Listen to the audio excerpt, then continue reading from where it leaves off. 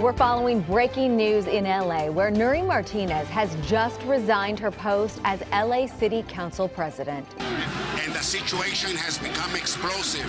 And if we're not careful, a spark can set off this city and blow it up. And I'm very concerned as a Latino citizen. So the LA City Council, they were in a meeting, the president of the city council, and I don't know if it was three other people with them. And it was two other council members and the leader of the Federation of Labor. All Latino, by the way. That's all Latino, by the way, which is also really interesting and another interesting dynamic. And they start to have a conversation about one of their council members who has his husband and he have a little black son that they've adopted. He was 2 years old and he was misbehaving, so badly at a parade or some event that they were at. And then she proceeds to say that he was running around and she said he was acting like a monkey. And then she also said, they raised him like a little white boy. And if it was me, I'd take him around the corner, essentially, and give him a whipping. It was secretly recorded. Nobody knows where the recording came from. And it was the city council president, whose name is Nury Martinez, and Gil Cedillo and Kevin De León, both also council members, Hispanic. They hit the trifecta of evil, really. They disparaged Black people, they disparaged indigenous people, and they disparaged gay and lesbian people, all in about 8 minutes of conversation. And Mike Bonin, who is the gay council member who was adopted the Black child, Mike Bonin said it perfectly. Apologies are fine and making up for it is fine, but the first thing you have to do is resign. One other thing, the right, and I mean the ridiculous right, not the sensible right, they're already attacking Los Angeles, saying, well, see, there's LA, who are the Democrats to call anybody out? Look how bad it is in LA.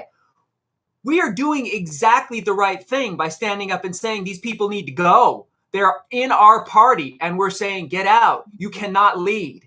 They don't do that in Kentucky. They don't do that in Florida. They don't do that in Republican-led legislatures. They just turn the other way.